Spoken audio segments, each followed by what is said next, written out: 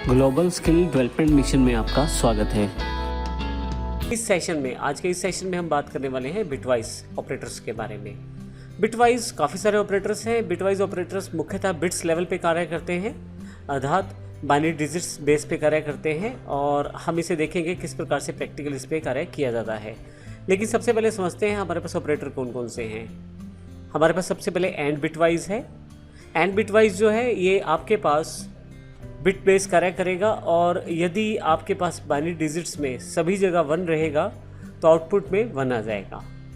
Bitwise और है हमारे पास, अगर 2 ऑपरेंड यानी कि 2 वेरिएबल्स हैं अगर आपके पास, तो दोनों में अगर किसी एक में भी 1 आएगा तो 1 आ जाएगा, दोनों में 1 आएगा फिर भी 1 आ जाएगा आपके पास।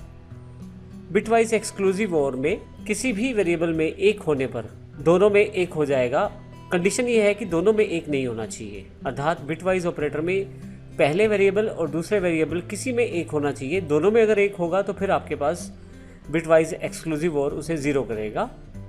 इसी तरह से बिट्स वाइज कॉम्प्लीमेंट है, रिवर्स करेगा। यदि आपके पास किसी वेरिएबल में 1 स्टोर है तो उसे 0, और 0 स्टोर है तो 1 में कन्वर्ट कर दिया जाएगा। लेफ्ट शिफ्ट ऑपरेटर जो है वो वेरिएबल की वैल्यू को लेफ्ट साइड मूव करेगा, और कितना मूव करेगा ये आप बता सकते हैं राइट साइड दिए हुए ऑपरेंड के साथ या वेरिएबल के साथ या वैल्यू के साथ। इसका अर्थ ये हुआ कि x की वैल्यू को लेफ्ट साइड शिफ्ट किया जाएगा, परंतु कितना शिफ्ट किया जाएगा ये y डिसाइड करेगा। इस तरह से राइट शिफ्ट ऑपरेटर है बिटवाइज ऑपरेटर, जो राइट साइड की तरफ वैल्यू कन्वर्ट करेगा, और इसमें आपको यहाँ एग्जाम्पल के अकॉर्डिंग x की वैल्यू शिफ्ट की जाएगी राइट साइड की तरफ। कितनी शिफ्ट की जाएगी ये बिट्स डिसाइड करेगा y। तो इसको हम प्रैक्टिकल देख लेते हैं ताकि हम इसे ज़्यादा क्लियर कर पाएँ। आइए इसको एक प्रैक्टिकल एग्जांपल के द्वारा समझते हैं, जिसको हम बाद में bitwise example dot Java file के रूप में भी देखेंगे। हमारे पास x यहाँ पे 50 है और y 25 है, 25। अब यहाँ पे देखिए, क्योंकि हमने बात की है बिटवाइज ऑपरेटर की, बिटवाइज ऑपरेटर हमेशा बाइनरी डिजिट पे कार्य करते हैं। तो x जो यहाँ पे अवेलेबल है वो हमने बाइनरी कोड में कन्वर्ट कर लिया है x की वैल्यू को, जो कि 50 है। यहाँ पे हम एग्जाम्पल के लिए 8 बिट का एग्जाम्पल ले रहे हैं ताकि सारे एग्जाम्पल आपको क्लियर हो जाएं। y में भी हमने कन्वर्ट कर लिया है 25 को, जो हमारे पास बैठता है। y को भी हमने कन्वर्ट कर लिया है, जो हमारे पास ये डिजिट दिए गए हैं, ये बाइनरी कोड है 25 का। तो हमारे पास x यानी कि 50 का बाइनरी कोड है, और y यानी कि 25 का बाइनरी कोड हमारे पास अवेलेबल है। सबसे पहले बिटवाइज एंड की बात करते हैं। बिटवाइज एंड में यदि x और y की बाइनरी वैल्यूज़ में जहाँ जहाँ 1 आएगा दोनों में, वहाँ पे नीचे आउटपुट में 1 आ जाएगा। तो यहाँ यदि आप देखें तो यहाँ 0 है, यहाँ 1 है, तो क्योंकि दोनों में 1 नहीं है तो 0 है।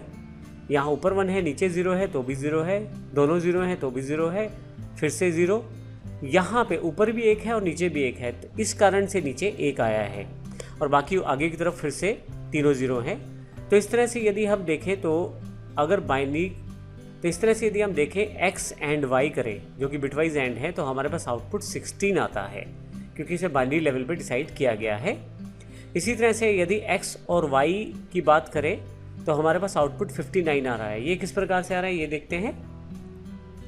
क्योंकि यहाँ पे हमारे पास और का साइन है, तो और में दोनों में से किसी में 1 होना चाहिए x या y की बाइनरी वैल्यूज़ में, तो आपके पास आउटपुट में 1 आ जाएगा। तो यहाँ पे यदि आप देखें ऊपर 0 है, नीचे 1 है, तो आउटपुट 1 है। ऊपर 1 है, नीचे 0 है, लेकिन आउटपुट यहाँ 1 आ जाएगा, क्योंकि दोनों में 1 1 है। दोनों में से किसी में भी 1 1 आ जाए, चाहे x या y में।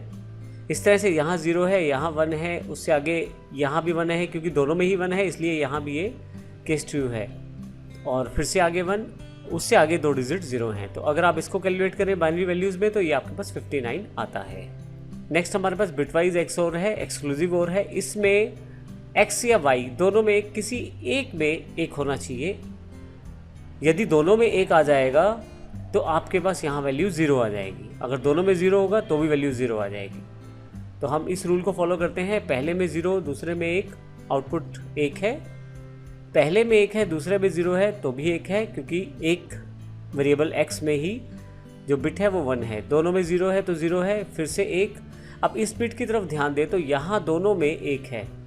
अगर बिटवाइज एक्सक्लूसिव और की बात करें, अगर दोनों में 1 आ जाए या दोनों में 0 आ जाए तो आउटपुट 0 आती है, तो यहाँ पे 0 आएगा। इस तरह से बाकी आगे की तरफ भी 1 और फिर 0, और यह आउटपुट आती है 43 अगर आप इस बाइनरी कोड को कैलकुलेट करें। इसी तरह से बिटवाइज कॉम्प्लीमेंट की बात करें तो बिल्कुल रिवर्स प्रोसेस है। जो आपके पास डिजिट दिए गए हैं उनको जहाँ 0 है वहाँ 1 लगा दिया जाएगा, जहाँ 1 है वहाँ 0 लगा दिया जाएगा। ये -51 आपके पास एग्जाम्पल में आता है अगर बाइनरी के x के कॉम्प्लीमेंट को हम देखें तो। इसी तरह से लेफ्ट शिफ्ट ऑपरेटर की बात करें, x की वैल्यू को लेफ्ट साइड की तरफ शिफ्ट करेगा कितने डिजिट्स के साथ, जितने डिजिट हम ये लेफ्ट शिफ्ट ऑपरेटर के बाद देंगे। x हमारे पास जो वैल्यू अगर आप देखें तो ये वैल्यू है हमारे पास 50 की। अगर यहाँ पे मैं शिफ्ट करता हूँ लेफ्ट शिफ्ट ऑपरेटर के साथ 2 लगाकर, तो इसका अर्थ है 2 डिजिट ये लेफ्ट साइड की तरफ मूव करेंगे सारे के सारे डिजिट्स, और ऐड रहेंगी यहाँ पे 0। इसका अर्थ ये हुआ कि पीछे की तरफ मैं यहाँ 2 0 जोड़ूंगा, जब 2 पीछे की तरफ 0 जोड़ूंगा तो आगे वाली 2 0 है वो हट जाएंगी, क्योंकि हम ये मान के चल रहे हैं कि हमारे पास टोटल जो बॉक्स है वो 8 बिट का है। तो इस तरह से आपकी काउंटिंग यहाँ से शुरू होगी, ये 1 है, फिर दूसरा 1, फिर 00, फिर 10, लास्ट में 20, जो कि ये डिजिट बनता है, और यह वैल्यू बनती है 200। इसी तरह से अगर आप राइट शिफ्ट की बात करते हैं तो x की वैल्यू को राइट साइड शिफ्ट किया जाता है, लेकिन कितनी 0 के साथ, 2 0 के साथ, क्योंकि ये मैं साथ में स्पेसिफाई कर रहा हूँ। अब की बार यदि आप देखें तो लेफ्ट साइड की तरफ 2 0 जोड़ने वाले हैं। जब आप 2 0 लेफ्ट साइड की तरफ जोड़ेंगे तो डिजिट जो है वो राइट साइड की तरफ मूव करेंगे, और जब ऐसा होगा तो आपके पास ये 1 0 हट जाएगा और इसकी जगह 2 0 आगे की तरफ ऐड हो जाएंगी लेफ्ट साइड पे, तो आपके पास नंबर जो बचेगा वो 12 बचेगा। तो इस तरह से बिटवाइज ऑपरेटर जो है वो कार्य करता है, और बिटवाइज ऑपरेटर में इन सभी ऑपरेटर को समझ के हम इसको प्रैक्टिकल एग्जांपल में भी देख सकते हैं। तो आइए देखते हैं बिटवाइज एग्जांपल जो है .java के नाम से जो फाइल है वो फाइल हम किस प्रकार से प्रयोग कर सकते हैं। हमारे पास यहाँ पहले से एक एग्जाम्पल रेडी है बिटवाइज एग्जाम्पल .java के नाम से exp। इसमें हमने सबसे पहले क्लास डिफाइन की है, फिर स्टैटिक वॉइड मेन में डायरेक्टली मैंने 2 वेरिएबल डिफाइन किए हैं, x और y। अब यहाँ पे हमने x में 50 असाइन किया है, जबकि y में 25 असाइन किया हुआ है। सबसे पहले मैं यहाँ पे एंड ऑपरेटर लगाता हूँ, तो उसके लिए यहाँ यदि आउटपुट में देखें तो मैंने एंड का यूज़ किया है। आप अगर इसका आउटपुट नीचे की तरफ देखें, पहले मैं इसे रन कर लेता हूँ, एग्जीक्यूट कर लेता हूँ, ताकि मेरे पास यहाँ आउटपुट अवेलेबल हो जाए। तो अब देखें सबसे पहले x एंड y में आउटपुट 16 आ रहा है। ये उसी तरह से कैलकुलेट किया है जिस तरह से मैंने आपको अभी पीछे एग्जांपल में शीट में दिखाया है। अगर x और y लेंगे तो 59 आएगा, x एक्सक्लूसिव और के साथ y करेंगे तो 43 आएगा, कॉम्प्लीमेंट में -51। अगर आप लेफ़्ट शिफ्ट ऑपरेटर का यूज़ करते हैं 2 डिजिट के साथ तो 200 आएगा आउटपुट, 200 यानी कि। यदि आप राइट शिफ्ट ऑपरेटर का यूज़ करते हैं 2 डिजिट के साथ तो आउटपुट 12 यानी कि 12 आएगा। तो इस तरह से आप एग्जाम्पल में ये सारी चीज़ों को क्लियर कर सकते हैं, और ये सभी एग्जाम्पल आपके पास डीवीडी में अवेलेबल हैं। यदि किसी कारण से आपके पास डीवीडी में अवेलेबल नहीं हुए हैं तो आप उसे smartosystems.in के डाउनलोड सेक्शन या ISST वर्ल्ड के डाउनलोड सेक्शन में जाकर डाउनलोड कर सकते हैं। नेक्स्ट सेक्शन में हम बात करेंगे अगले ऑपरेटर जो कि है प्रीफिक्स और पोस्टफिक्स, उसकी जानकारी लेंगे और उसके एग्जाम्पल को भी हम वर्कआउट करेंगे। धन्यवाद।